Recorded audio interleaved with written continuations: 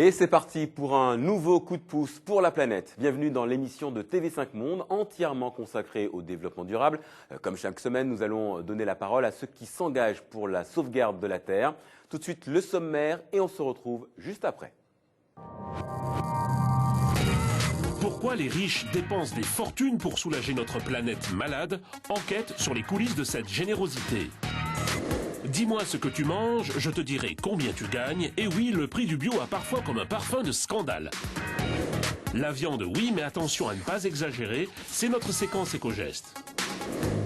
Nouveau feuilleton, cap sur Madagascar, nous suivrons le combat de monsieur Roger pour faire respecter les réserves halieutiques sans gêner les populations. Et comme chaque semaine dans Coup de pouce pour la planète, un invité, une invitée plutôt. Bonjour Sylvie Brunel. Bonjour David. Alors on ne donne pas l'âge d'une femme, donc on va dire que vous êtes né 49 ans, pas de problème. un 13 juillet. Géographe, économiste, spécialiste des questions de développement et vous avez été très impliqué dans l'humanitaire. De 1984 à 1989, vous travaillez pour Médecins sans frontières. De 1989 à 2002, vous travaillez pour Action contre la faim. Vous avez même été présidente d'ACF de 2001 à 2002. Actuellement professeur à la Sorbonne. Vous dirigez un master consacré aux pays du Sud face au développement durable. Et pour la petite anecdote, vous dirigez aussi un élevage de chevaux dans le sud de la France. Donc, on va revenir dans un instant sur le sens de votre engagement. Mais d'abord, l'information de la semaine. Ce jeudi à Paris, une soixantaine de pays se sont réunis pour une grande conférence qui doit tenter de trouver des solutions contre la déforestation. C'est Nicolas Sarkozy qui a ouvert la réunion. Vous allez l'entendre, le président français n'a pas mâché ses mots. Si vous ne vous prenez pas en main, je vous le dis, le calendrier est déjà fixé pour ne rien faire. Et les institutions habituelles sont déjà d'accord pour faire très peu. Voilà. C'est très exactement la question qui se trouve posée. Sylvie Brunel, ce discours, je l'ai dit, il est très musclé. Est-ce que c'est nécessaire aujourd'hui pour éveiller les consciences ? Ben oui, quand on voit l'échec de Copenhague, on comprend que le président français dit que ce n'est pas la peine de se réunir une fois de plus si c'est pour enfiler des perles. Je crois qu'il a raison. Alors, une négociation entre tous les pays, c'est de la pure fiction, c'est les mots qu'il a aussi employés. Non, ce n'est pas de la pure fiction, mais c'est vrai que si on se réunit uniquement pour de belles paroles et des déclarations sans lendemain, ça ne sert à rien, ça consomme beaucoup de CO2, toutes ces réunions. Alors comment on fait pour éviter un nouveau Copenhague ? Je crois qu'il faut se donner des engagements chiffrés, un calendrier, et puis peut-être aider concrètement les pays qui prennent ces engagements, et notamment les pays du Sud, en les rémunérant pour le travail qu'ils font. Une sorte de prime prime. On appelle ça les paiements pour services environnementaux. Et ça peut marcher réellement ? Ça peut marcher si les populations en voient la couleur. Parce que souvent, ce qui se passe, c'est que les gouvernements le perçoivent et ça n'est pas forcément répercuté. D'accord. Les initiatives locales, il faut aussi les développer ? Évidemment, de toute façon, tout part de la base. Ce sont les communautés paysannes qui sont les premiers responsables de leur devenir. Et les grosses richesses, les grands riches devraient plus s'impliquer selon vous ? Les pays du Nord, de toute façon, eux, sont plus forestiers qu'il y a un siècle. C'est le cas de la France. Donc eux, en termes de forêt, ils ont plutôt tendance à en avoir replanté. Mais les pays du Sud, pour eux, le dilemme, c'est est-ce qu'on déforeste et on peut, à ce moment-là, partir sur un processus économique, ou est-ce qu'on considère que notre pays est une espèce de conservatoire du passé ? Et évidemment, il faut que le dilemme pour eux soit différent, qu'ils puissent préserver en étant rémunérés et en étant soucieux du devenir des communautés de base. Alors, on va passer au coup de pouce de la semaine.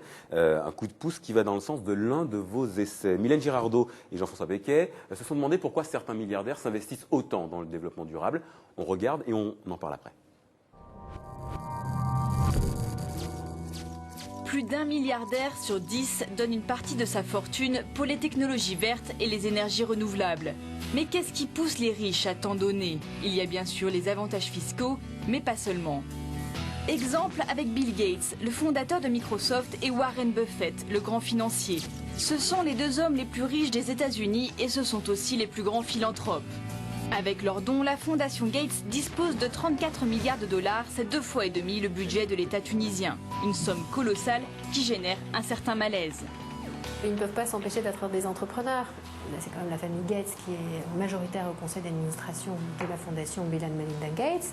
Est-ce qu'on peut laisser à une famille la capacité d'orienter la politique de vaccination ou ou de lutte contre le paludisme ou contre le sida à l'échelle de la planète. Ça pose des questions. Le très médiatique Richard Branson, fondateur du groupe Virgin, milite depuis des années pour l'environnement. En 2007, il promet 25 millions de dollars au génie qui trouvera une solution pour éliminer le CO2 de l'atmosphère. Et quand on l'attaque sur la pollution produite par ses avions, il répond du tac au tac que 100% des profits sont réinvestis dans la recherche d'alternatives au pétrole. Et il le prouve avec ce premier vol touristique alimenté au biocarburant. Les philanthropes d'aujourd'hui gèrent donc leur mécénat comme une entreprise. En bons capitalistes, ils cherchent l'efficacité et la rentabilité pour financer de nouveaux projets. Ils veulent mesurer de leur vivant l'impact de chaque dollar investi. Tous les ans, les grandes fortunes consacrent 300 milliards de dollars à la bonne cause. 300 milliards, c'est autant que le PIB de la Suisse. Sylvie Brunel, ce petit sujet se termine sur un chiffre, 300 milliards de dollars, alors que l'ONU estime à 40 milliards la somme nécessaire pour éradiquer la faim. Ça vous choque ? Moi, ça ne me choque pas du tout. Vous savez que la révolution verte dans les années 60, elle a été mise en œuvre grâce à l'aide de fondations Ford et Rockefeller. Or, c'est ce qui a permis à l'Inde de vaincre la famine. 300 milliards de dollars, c'est 3 fois le montant de l'aide publique au développement. Donc, ils ne feraient rien. On dirait, quand même, ils exagèrent avec toutes ces fortunes. Ce capitalisme social anglo-saxon, il a toujours existé. Il est vraiment consubstantiel au capitalisme. Qu'est-ce qu'on pourrait leur reprocher ? De vouloir agir. Ce que fait la Fondation Bill et Melinda Gates en matière de vaccination est considérable. Donc si nous sommes capables, nous, les États, enfin le public, de faire plus, tant mieux, mais on fait moins. Donc, Alors, ces nouveaux philanthropes ne font plus de testament, ils veulent voir immédiatement les effets de leur mécénat. Vous trouvez pas ça suspect parfois ? Ils font des affaires de l'autre côté, mais et alors, vous savez, de toute façon, cette action, elle est quand même menée au bénéfice d'un certain nombre de personnes, et même si ça améliore leur image, moi je trouve que peu importe, ce qui compte, ce sont les résultats. Il y a des résultats tangibles, je le vois, je vous le dis, avec la Fondation Bill et Melinda Gates sur la question de l'accès aux traitements essentiels dans les pays africains. Donc ça me paraît est-ce que important. réellement on peut utiliser l'efficacité, la rentabilité financière dans une logique de développement durable ? Est-ce que c'est compatible ? C'est tout le discours du microcrédit. Toutes les ONG aujourd'hui qui fonctionnent bien, ce sont celles qui ont intégré des préoccupations de saine gestion, des préoccupations de faire en sorte que l'argent ne soit pas gaspillé. Donc, bien sûr, l'aide, la coopération doit répondre aussi à des objectifs d'efficacité. Il ne suffit pas de mettre sur son front humanitaire pour faire une bonne action. Alors, vous avez dénoncé dans un livre le business environnemental. C'est quoi le business environnemental ? C'est le fait qu'aujourd'hui, dire qu'on est vert, vous savez, c'est green is gold. C'est-à-dire afficher, moi j'ai mis du bleu aujourd'hui, mais afficher l'idée qu'on fait des choses pour la planète permet souvent de vendre de nouveaux produits qui ne sont pas forcément meilleurs, mais qui sont toujours plus chers. Et puis, c'est aussi un moyen pour un certain nombre, soit d'entreprises, soit de personnes, d'acquérir une vertu qu'elles n'avaient pas par ailleurs. Donc, il faut faire attention que ça ne devienne pas une espèce de systématisation un peu caricaturale. Alors justement, vous m'offrez une très très jolie transition. Merci beaucoup. Manger bio, consommer, développement durable. C'est le credo de ceux qui veulent nous inculquer les bonnes manières, qui veulent que nous soyons tous de bons citoyens. Et ça énerve Franz Vaillant, parce qu'il y a une sacrée limite à ce credo, et elle est dans notre porte-monnaie. C'est le coup de gueule de la semaine. Regardez.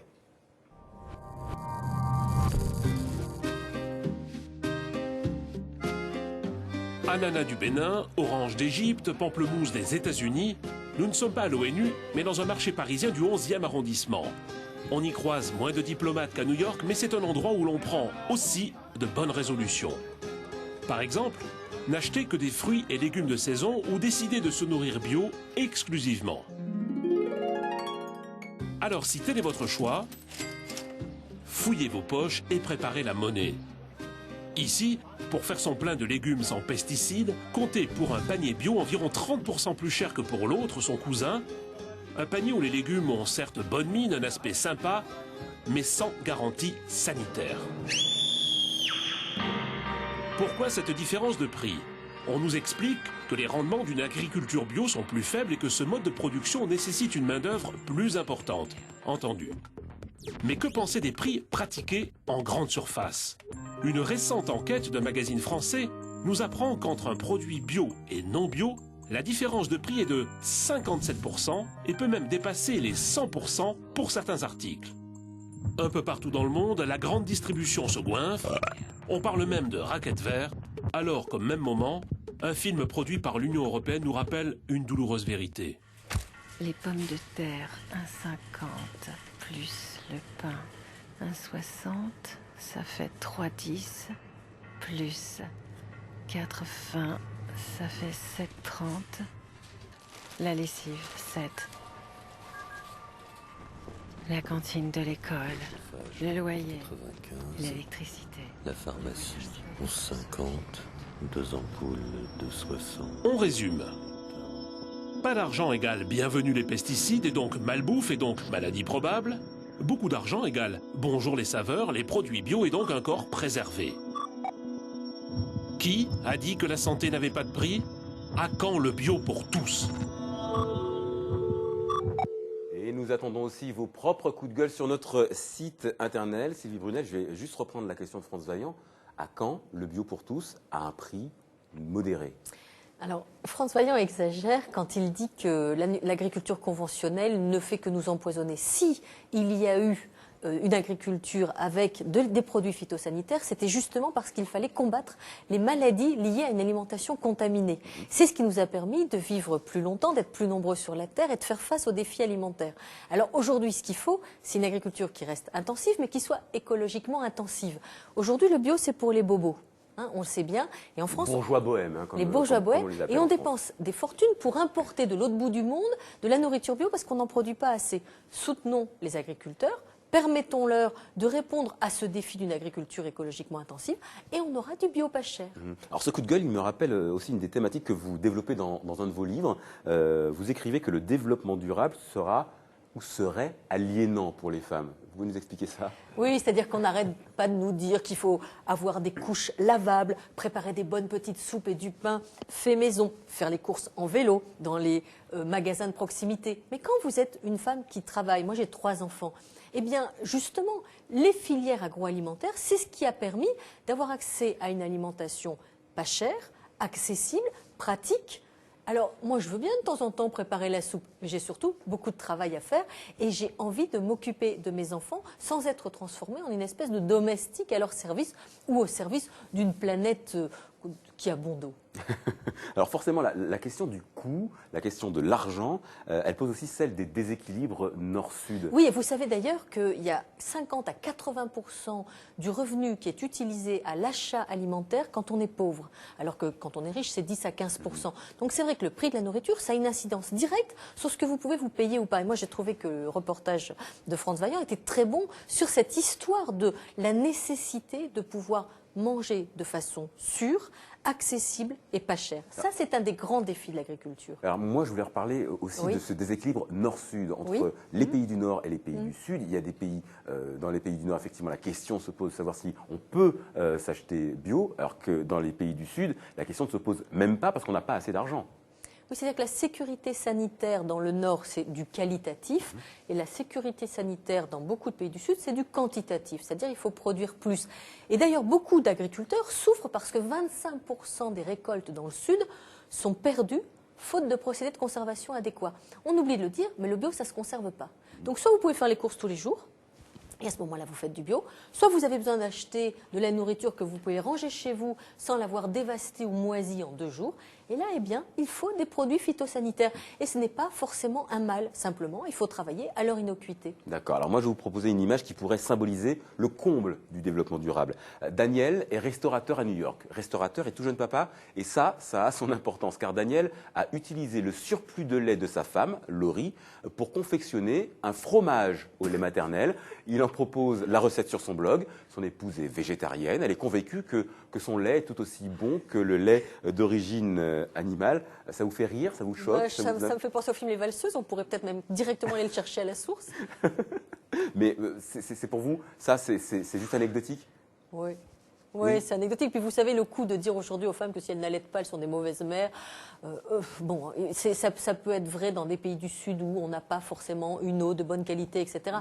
Mais ne pas allaiter, c'est aussi pouvoir très vite reprendre une vie normale. Alors moi, je ne suis pas une farouche défenseuse de l'allaitement. Je comprends très bien que dans un certain nombre de cas, c'est nécessaire pour la santé de l'enfant. Mais les femmes doivent avoir le choix. Et alors maintenant, si on se met à faire du fromage au lait de femme, mais on n'a qu'à les mettre en batterie, les femmes.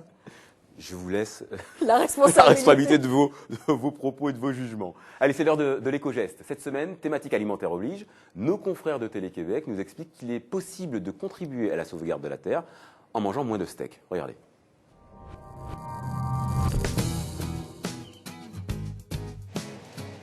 La production d'1 kilo de bœuf exige 10 kilos de céréales, ce qui fait que le tiers des terres agricoles de la planète servent à nourrir le bétail plutôt que les hommes.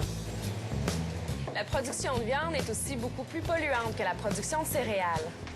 Chaque portion de 150 grammes de viande rouge que vous mangez a nécessité plus de 500 litres d'eau et généré 80 fois plus de gaz à effet de serre que l'équivalent produit en céréales.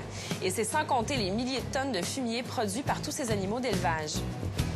Il ne s'agit pas de devenir végétarien, mais réduire sa consommation de viande, ne serait-ce que d'un repas par semaine, permet de diminuer les émissions de gaz à effet de serre et d'économiser plusieurs litres d'eau potable chaque année.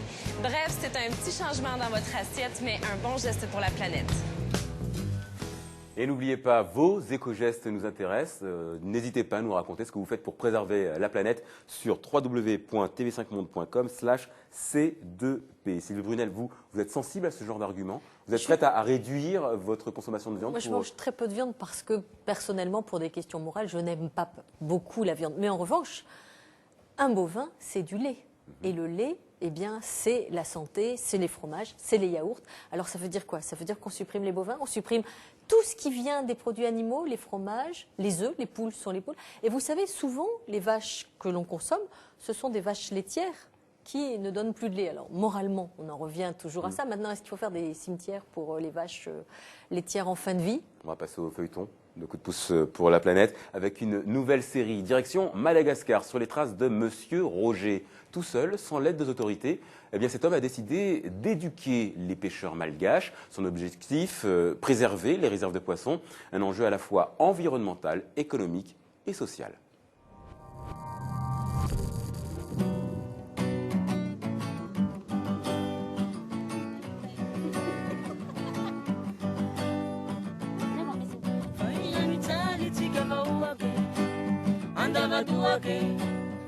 Le groupe s'appelle Armistice, il invite à protéger les coraux, les réserves marines, il chante l'avenir.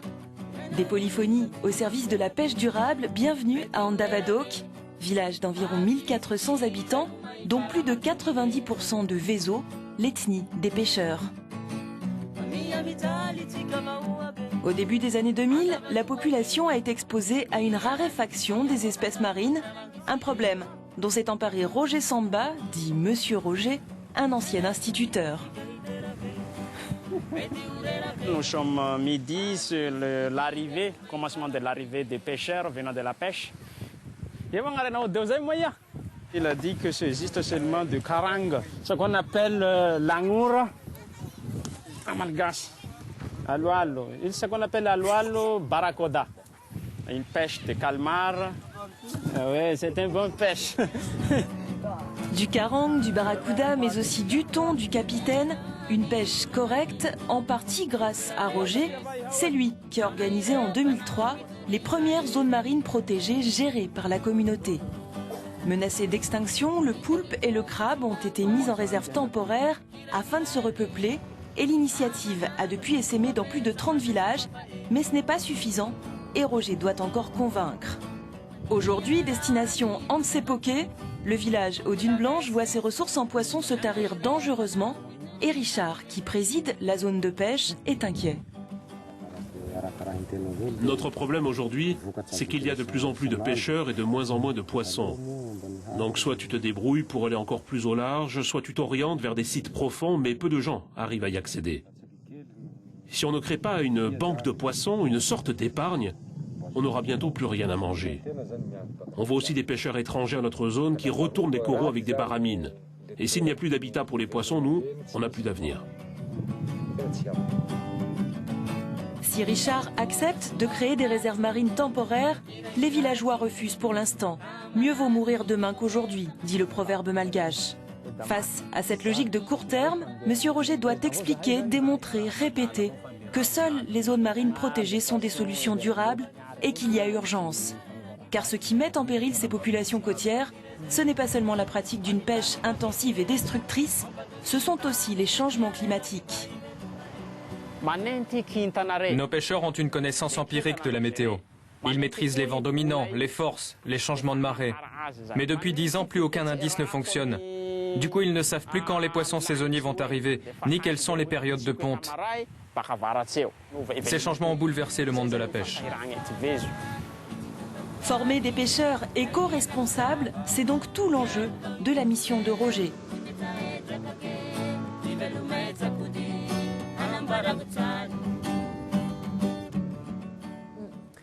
Pour la sauvegarde de la pêche à Madagascar, reportage signé Agnès Fèvre, deuxième épisode, la semaine prochaine. Ça vous inspire quoi, Sylvie Brunel? Je trouve ça passionnant parce que cette gestion intégrée des ressources avec les communautés, c'est ça la solution. Il y a beaucoup d'ONG environnementales qui s'orientent vers cela parce qu'on ne peut pas faire juste de la conservation.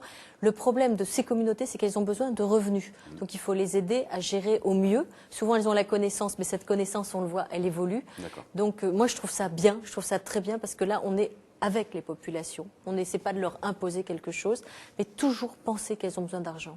Alors c'est l'heure de la séquence coup d'œil de cette émission. Avertissement, le petit film que vous allez voir a été réalisé par MTV. C'est de l'humour vache et le trait a été très, très, très forcé. On regarde.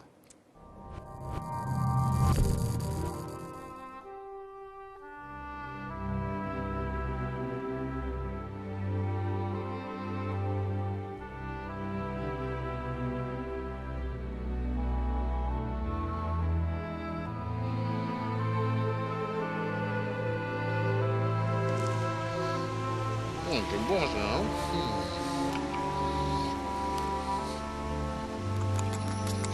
Hop là.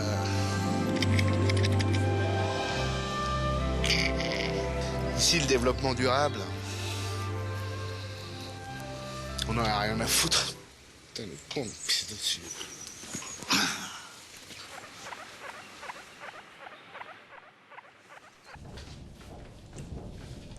Ah, on fait des t-shirts.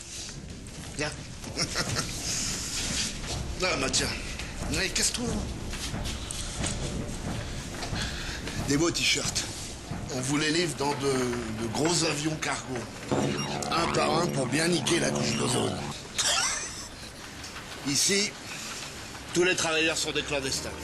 Ici, les lumières restent allumées toute la nuit. Mais attention, hein, les ampoules, c'est pas de l'économique, hein, regardez. Des 3000 watts. Faites sur mesure, en Thaïlande.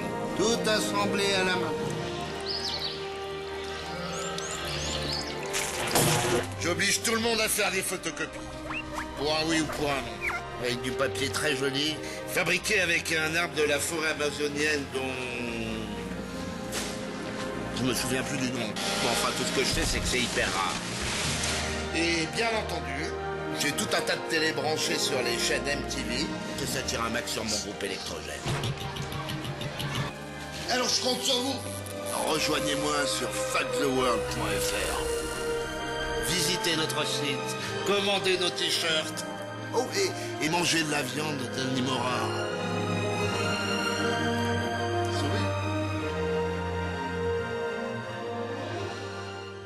Brunel, je vous ai surpris, vous avez ri. Ben, j'ai ri parce que c'est, en fait, c'est extrêmement choquant, mais en même temps, ce qui est bien, c'est qu'ils reprennent, ce clip reprend systématiquement tous les points sur lesquels nous devons travailler, en montrant l'inverse. Donc je trouve qu'il est très bien fait, parce qu'on retrouve tout. Donc le message est extrêmement limpide. En même temps, il faut faire très attention, parce que souvent, on a un peu tendance à diviser le monde entre les bons et les méchants. Alors là, évidemment, on nous montre un méchant. Il faut faire très attention à ne pas devenir non plus à diaboliser ceux qui ne font pas comme ceux qui devraient faire bien. Alors nous arrivons à la fin de cette émission. Et comme d'habitude, je vais vous faire cadeau de 40 secondes. Oh, c'est trop! 40 secondes et vous nous donnez votre coup de pouce pour la planète. Top chrono. Il y a 1300 millions de paysans sur la planète qui sont des paysans pour beaucoup pauvres. Et on a vu dans cette émission qu'ils détiennent les clés du développement durable. Il faut les aider, il faut les soutenir, il faut leur donner de l'argent. Il faut penser à les rémunérer correctement pour leur travail et à ce moment-là, ça sera les meilleurs outils de la protection de la planète. Vous avez encore 20 secondes. J'ai encore 20 secondes, c'est génial. Alors vous savez, l'agriculture bien pensée, c'est la biodiversité, c'est la séquestration du carbone, c'est des gens qui ne vont pas grossir les villes, c'est des gens qui entretiennent les paysages, c'est la solution, surtout dans les pays pauvres. D'accord. Bon, 8 secondes. 8 secondes. Vous nous rendez du temps, c'est Ah très oui, bien. non, mais c'est bien. Merci beaucoup Sylvie Brunel d'avoir participé à cette émission. Je rappelle le titre de votre dernier ouvrage paru, Nourrir le monde, vaincre la faim. C'est aux éditions Larousse. C'est une sorte de mode d'emploi contre ce fléau qui est donc la faim. Et on a besoin de tout. Voilà. On a besoin de tout. Du bio, du pas bio, du conventionnel. On a besoin de tout pour vaincre la faim. Et toujours chez Larousse, à qui profite le développement durable? Une réflexion très distanciée sur ce concept de développement durable qui, selon vous, profite à certains et pas à d'autres. Plus aux riches qu'aux pauvres. Merci Sylvie Brunel. Aujourd'hui. Au revoir. C'est la fin de Coup de pouce pour la planète. Vos coups de gueule pour la planète, vos coups de cœur, vos éco-gestes nous intéressent. Alors, direction Internet pour nous en dire un petit peu plus. tv5monde.com/c2p. Rejoignez aussi notre communauté sur Facebook. Et je vous dis à la semaine prochaine sur la chaîne francophone.